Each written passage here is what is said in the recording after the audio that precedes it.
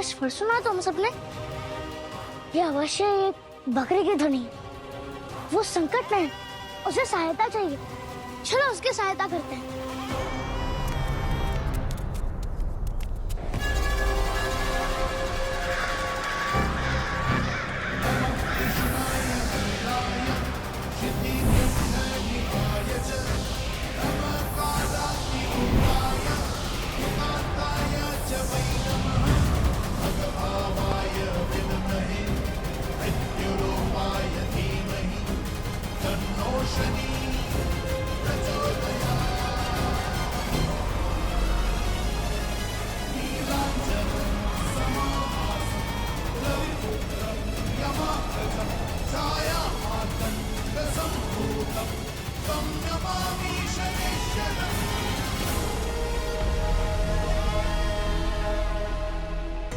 वो ध्वनि वहीं से आ रही है, ऊपर से। परवाह बढ़ जाना वर्जित है हम वानरों के लिए, पर हमें जाना होगा। किसी के प्राण संकट में है। रुको मारुति, वो स्थान हमारे लिए नहीं है। वो मनुष्य के क्षेत्र है, बड़े क्रूर होते हैं वो। रुको मारुति, रुको। बाली बाली बाली बाली बाली बाली बाली बाली बाली बाली बाली बाली बाली। या कुछ ठीक नहीं लग रहा। चलो लौट चलते हैं। इस बलि को स्वीकार करो प्रभु, हमारी रक्षा करो। मैं उस बकरी को बचाए बिना नहीं जाऊंगा। तुम चाहो तो लौट जाओ। अरे मारुति, ध्यान से, गिर जाओगे। माता कहती है व्यक्ति तब गिरता है जब वो किसी की सहायता से मुंह मोड़ लेता है।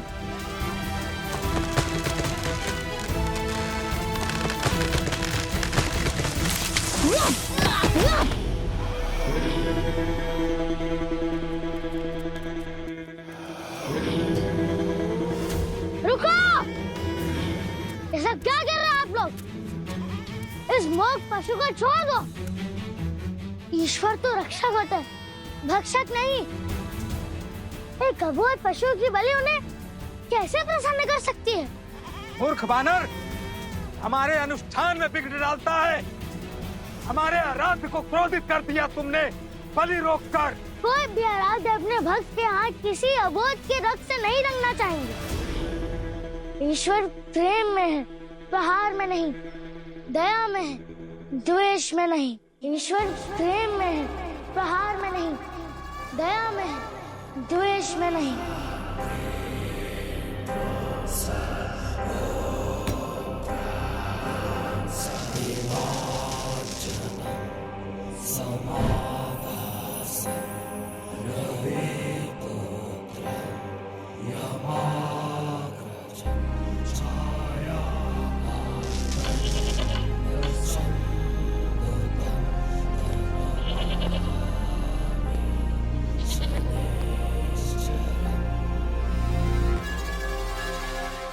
ईश्वर की इच्छा क्या है, ये तुम्हें कैसे ज्ञात हुआ बालक? अरे इसमें कौन सा भेद है आचार्य? आराध्य बलि से प्रसन्न नहीं होते। सच्चे मन से उन्हें पुकारो तो हर संकट टल जाता। किसी निर्दोष के प्राण लोगे तो वो तुम्हारे प्राण की रक्षा कैसे करेगा? विश्वास नहीं है तो मेरे आराध्य श्री राम का नाम एक बार जप कर देखो, सारे दुख दूर हो जाएंगे। एक मानव और आराध्य, ये वानर अवश्य ही वन से कोई मादक बूटी खा के आया है। नहीं, ऐसा कुछ नहीं है। मैं पूरे चेतना में हूँ। जटायु काका कहते हैं कि ईश्वर हमारे समक्ष किसी भी रूप में आ सकते हैं। वो मनुष्य है तो क्या हुआ? बस एक बार उनका नाम लेकर देखो, हर संताप टल जाए। मैंने स्वयं देखा, कण कण में है वो। अच्छा, तो दिखाओ किस कण में है वो, हमें तो नहीं दिखे। राम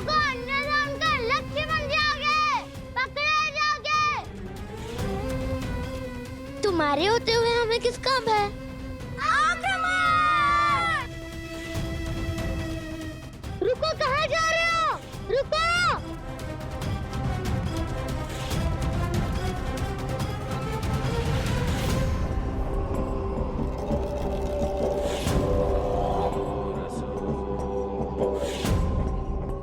लगता है अधिक उत्साह में बहुत बड़ी भूल कर दी हमने। लगता तो ऐसा ही है। अब क्या करें?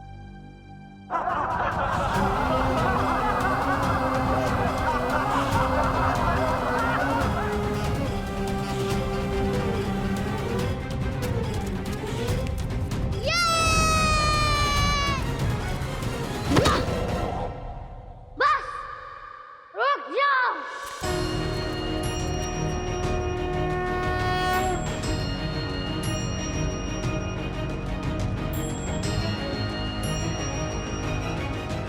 यदि एक पग भी आगे बढ़ाया तो द्वंद्व रही, तुम सबका अंत होगा।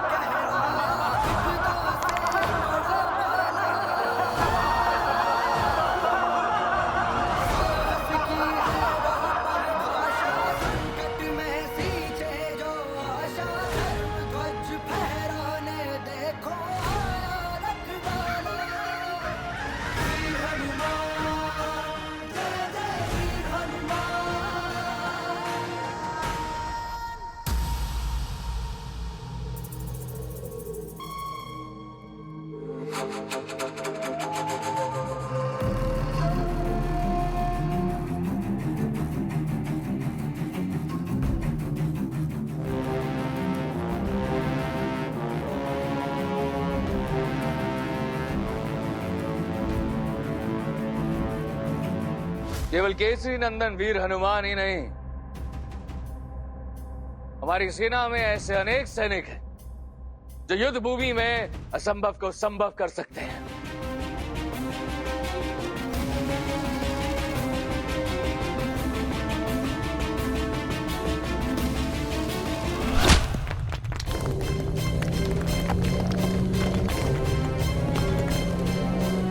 अब मायावी के असुर तो स्वयं मायावी भी आ जाए तो इनसे टकरा नहीं पाएगा।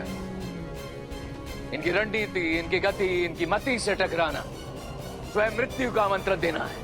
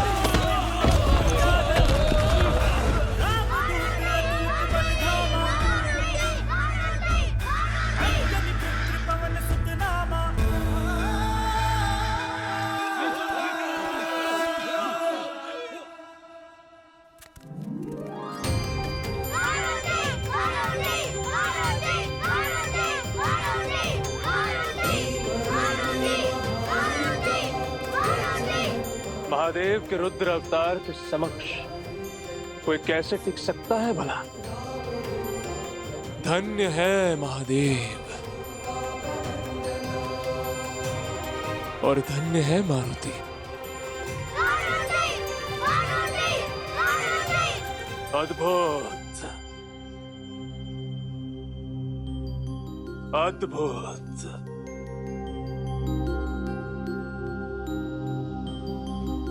अद्भुत।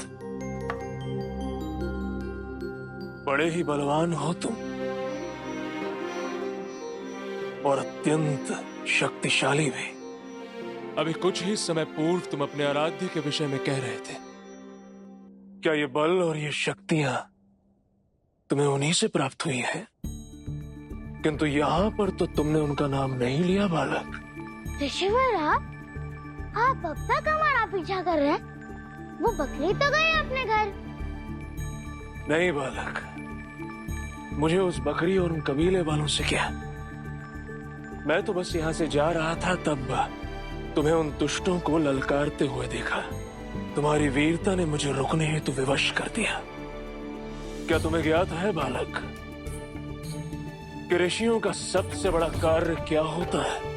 क्या? आने वाली पीढ़ियों के विचारों को भांपना और उत्तम विचारों को उत्तम लक्ष्य की ओर ढालना।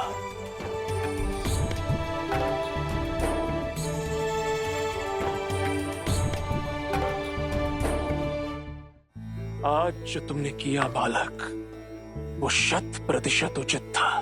अच्छा, तो यदि वो सब उचित था, तो मैंने अपने आराध्य का नाम लिया, तो कुछ क्यों नहीं हुआ? प्रश्न ये नहीं है कि कुछ क्यों नहीं हुआ। प्रश्न ये है कि जो कार्य तुम स्वयं कर सकते थे, उस कार्य के लिए तुमने अपने आराध्य का नाम क्यों लिया? सबको उनके नाम की महिमा दिखाने के लिए। अर्थात तुमने अपने आराध्य का नाम उस बकरी के प्राणों की रक्षा हेतु नहीं लिया, है ना?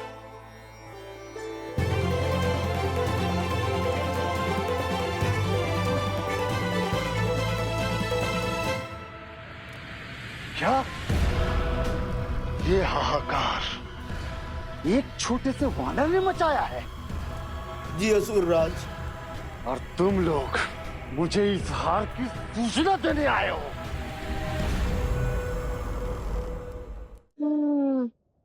अब समझा। मैंने अपने आराध्य का नाम संसार की सेवा के लिए नहीं, संसार को दिखाने के लिए लिया था। बस यही कारण है कि आराध्य का नाम लेने के पश्चात भी उसका कोई प्रभाव नहीं पड़ा। राम राम राम।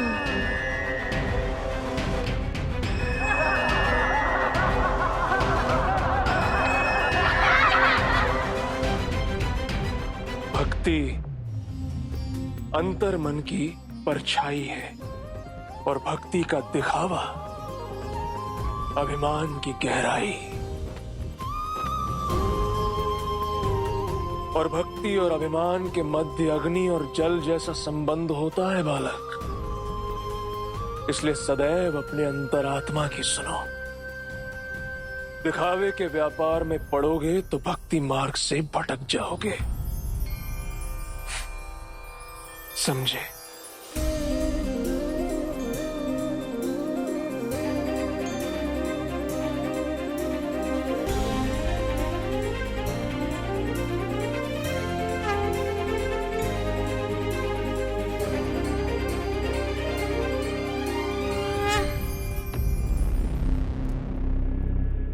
हनुमान, अब तुम्हारी लगाई चिंगारी से संपूर्ण किष्किंधा जलेगा।